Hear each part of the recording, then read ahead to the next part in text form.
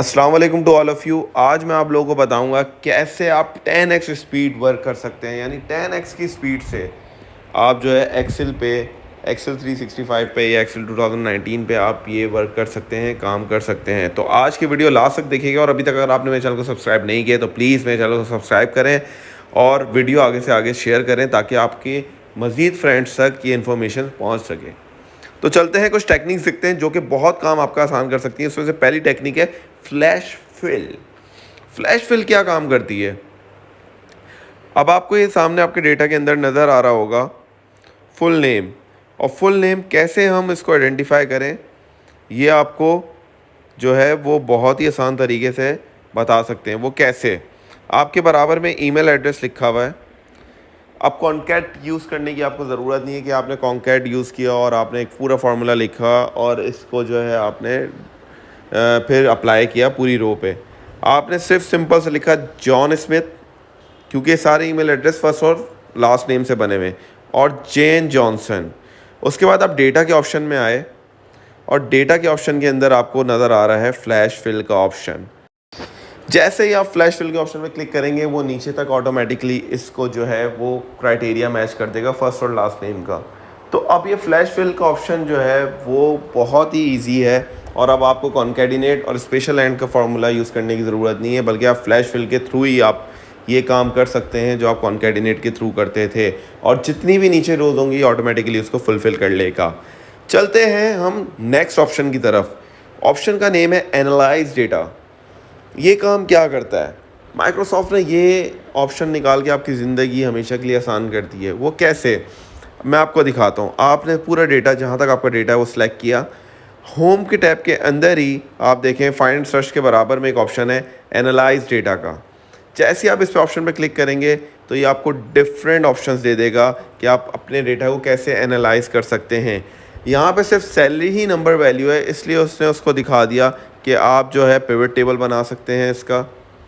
आप चाहें तो इसके जो है वो बार चार्ट इसको सैलरी के अकॉर्डिंगली, पोजीशन के अकॉर्डिंगली प्लॉट कर सकते हैं, और आप चाहें तो इसका जो है वो बार चार्ट हॉरिजॉन्टल और वर्टिकल दोनों बना सकते हैं। आप चाहें तो फीमेल मेल का कंपैरेटिवली जो है वो चार्ट भी बना सकते हैं। और नीचे आपने ऑप्शन देखें जहाँ पे शो मोर 7 रिजल्ट से, जो 7 रिजल्ट्स डेटा से इसने बनाए, ट्रेंड एनालिसिस भी आप कर सकते हैं। तो ये आपको खुद से बता रहा है कि आप एनालाइज कैसे डेटा कर सकते हैं। जैसे कि मैं आपको एक ऑप्शन सेलेक्ट करके दिखाता हूँ और आपको बताता हूँ कि कितना फ्रूटफुल है। देखिए, मैंने ये ऑप्शन सेलेक्ट किया तो अब आप देखें पिवट चार्ट के थ्रू ये उसने मुझे बता दिया कि कितने लोग कहाँ कहाँ कितनी मेल्स और फीमेल्स की सैलरी है, फाइनेंस के अंदर, ह्यूमन रिसोर्स के अंदर, आईटी के अंदर और मार्केटिंग के अंदर। ये काम बहुत ही आसान कर दिया है आपके लिए एनालाइज डेटा के फंक्शन ने। अब आपका डेटा जितना भी बड़ा हो या जितना भी छोटा हो या जैसा भी हो, आपने कैसे एनालाइज करना है, कैसे एमआई इसको यूज़ करना है और कैसे अपने बॉस को खुश करना है या अपने टीचर को खुश करना है, अब आपके लिए ये काम बहुत ही आसान कर दिया है एक्सेल ने।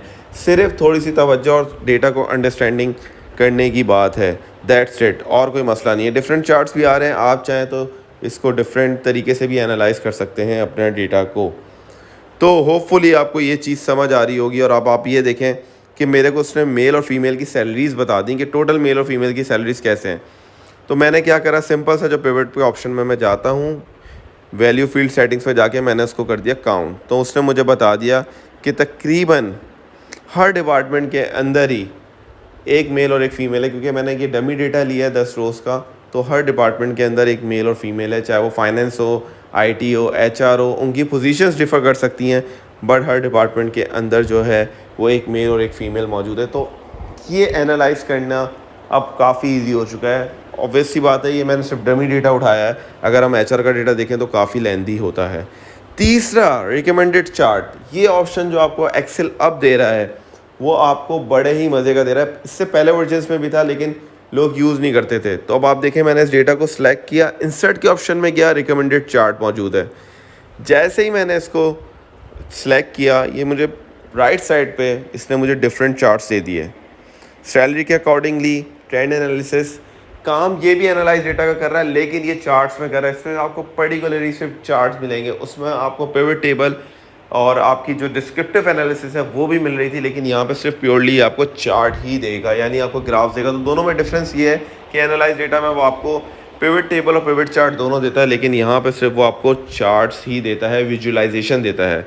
अब आप चाहें तो अब आप देखें इसके राइट क्लिक करके आप इसकी प्रॉपर्टीज़ खोल सकते हैं, और प्रॉपर्टीज़ में आप इसके लेबल्स को भी जो है वो आइडेंटिफाई कर सकते हैं।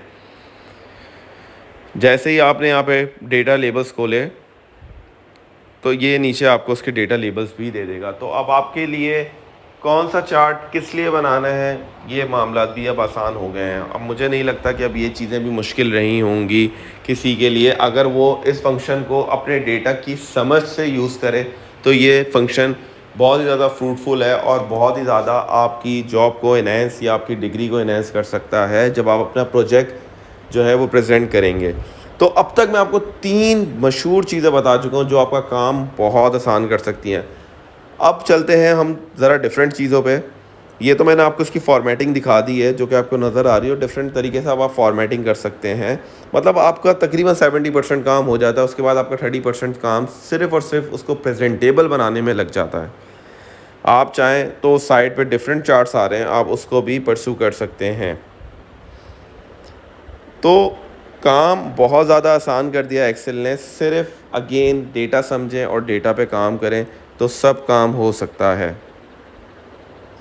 ये दोबारा मैंने चार्ट की प्रॉपर्टीज़ खोली हैं और मैं चाह रहा हूँ कि इसको डेटा की फॉर्मेटिंग के हिसाब से भी कर लूँ, तो ये आप जो चाहें वो कर सकते हैं। नेक्स्ट ऑप्शन जो है वो टेक्स्ट स्प्लिट है। अब आपको टी लिमिट यूज़ करने की बिल्कुल ज़रूरत नहीं है। वो क्यों, वो मैं आपको बताता हूँ। काम टेक्स्ट स्प्लिट भी वही कर रहा है, लेकिन कैसे कर रहा है अब आप ये देखें। फुल नेम मेरे पास मौजूद है और मुझे इसमें से फर्स्ट नेम और लास्ट नेम करना है। मैंने टेक्स्ट स्प्लिट यूज़ किया, जहाँ पे मेरा फुल नेम लिखा हुआ है उस सेल का सिर्फ मैंने रेफरेंस दिया, कॉमा किस तरीके से मुझे स्प्लिट करना है मैंने बोला बीच में स्पेस है, स्पेस से जो है वो आप स्प्लिट करते हैं। तो मैंने डबल कोटेशन दी, स्पेस प्रेस किया, फिर डबल कोटेशन दी और ब्रैकेट क्लोज कर दिया। तो अब आप देखें दोनों सेल के अंदर इसने मुझे जो है वो ऑटोमेटिकली तरीके से वो जो है मेरे पास नेम प्लेस कर दिया।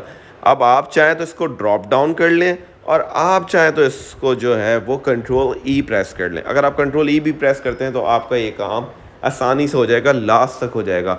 तो मेरे ख्याल से डी लिमिट से ज़्यादा अच्छा ये फंक्शन है यूज़ करने के लिए कि आप टेक्स्ट स्प्लिट करें। मूव करते हैं हम नेक्स्ट फंक्शन की तरफ जो कि फ़िल्टर का है। इससे पहले एक्सेल में ये फंक्शन मौजूद नहीं था, आप जाके खुद फ़िल्टर करते थे, लेकिन अब आप डेटा को कैसे पर्टिकुलरली साइट पे फ़िल्टर कर सकते हैं उसका बहुत ही आसान फार्मूला है, इज इक्वल्स टू फ़िल्टर। देखिए यूसेज कितना आसान है मैं आपको बताता हूँ। उसके बाद उसने मुझसे बोला मुझे पूरा जो है वो टेबल दे दे। मैंने बोला मुझे फुल नेम से लेके सैलरी तक की टेबल रो चाहिए, कॉमा अब मुझे चाहिए क्या, वो नेम आ जाए फ़िल्टर हो गया जिसकी सैलरी मोर देन 60,000 है। तो मैंने सैलरी वाले सेक्शन को पूरा सेलेक्ट किया, उसको ग्रेटर देन जो है वो 60,000 कर दिया, और अब आप देखें कि नेम और सैलरी दोनों आ जाएंगे। अगर आपने 3-4 कॉलम लिए होते तो तीनों चारों चीज़ें आ जाती हैं। अब आप देखें कि जिसकी भी सैलरी 60,000 से अबव थी वो देखें वो मेरे पास खुद ही फ़िल्टर होके एक अलग से टेबल बन गया। तो अब आप खुद बताएं कि ये ऑप्शन इससे पहले मौजूद था, इससे पहले मौजूद नहीं था। तो यानी ये एक्सेल ने आपके लिए बहुत आसान कर दिया है। तो प्लीज़ इसको जाके यूज़ करें और अपनी ज़िंदगी को आसान करें, बजाय इसके कि आप पिवट टेबल पर जाके उसको फ़िल्टर करके डेटा को क्या नाम है सॉर्ट करें, अलग लेकर आएँ। अब आपके लिए ये काम एक्सेल ने फ़िल्टर के फंक्शन में ही जो है वो रिकमेंड कर दिया है। नेक्स्ट ऑप्शन है या लास्ट ऑप्शन है हमारे पास यूनिक का फंक्शन। यूनिक क्या काम करता है अब आपको मैं दिखाता हूँ कि यहाँ पे यूनिक वैल्यू मुझे चाहिए। तो मैंने सबसे पहले इधर लिखा is equals to unique. Unique के बाद उसने मुझसे पूछा क्या चीज़ यूनिक चाहिए। मैंने बोला ये पूरे जो मेरे पास डिपार्टमेंट के पूरी कॉलम है उसको जो है उसमें से मुझे यूनिक वैल्यू दे दें। तो अब यहाँ पे आप देखें सेल्स, मार्केटिंग, फाइनेंस बार बार रिपीट होता था, लेकिन यहाँ पे सिर्फ और सिर्फ वो एक एक दफ़ा आ गया। यानी तो बहुत आसान काम हो गया अब आपके लिए। अब आपको जो है इसको सॉर्ट करने की ज़रूरत नहीं है या ला के इसको जो है डुप्लीकेट वैल्यूज़ को डिलीट करने की ज़रूरत नहीं है। आपके पास यूनिक के फंक्शन ने ये काम कर दिया है। चलें अब आपको इसको थोड़ा सा लेंदी चीज़ पे देख लेते हैं कि डिपार्टमेंट और पोजीशन दोनों को लेके मैं देखता हूँ कि ये मुझे यूनिक वैल्यू देता है या नहीं देता। तो मैंने दोनों पूरी टेबल को सिलेक्ट किया और ब्रैकेट क्लोज करके अब आप देखें मेरे पास 10 की 10 वैल्यूज़ आ गई। क्यों? क्योंकि मेरे पास पोजीशन सबकी अलग अलग है। अगर सेल्स में कोई बंदा मौजूद है तो सेल्स मैनेजर भी है वो और सेल्स रिप्रेजेंटेटिव भी है। इस तरीके से आईटी स्पेशलिस्ट भी है और आईटी मैनेजर भी है। तो मैंने इसके लिए क्या किया, मैंने आईटी स्पेशलिस्ट को भी, आईटी मैनेजर को भी जो है वो मैं कोशिश करूँगा कि मैं इससे जो है वो आईटी स्पेशलिस्ट को भी आईटी मैनेजर से किया। तो देखें आईटी की सिर्फ एक ही रो बन गई जो कि आपको नज़र आ रही, जो मैंने हाईलाइट भी कर दी।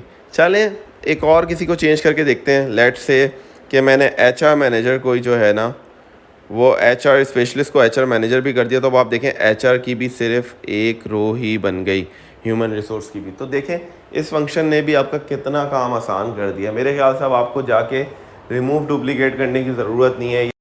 उम्मीद करता हूँ कि आपको ये वीडियो पसंद आई होगी। अगर वीडियो पसंद आई है तो प्लीज़ मेरे चैनल को सब्सक्राइब करें, लाइक करें और अपने फ्रेंड्स के साथ ज़्यादा इस वीडियो को शेयर करें। टिल देन अल्लाह हाफिज़।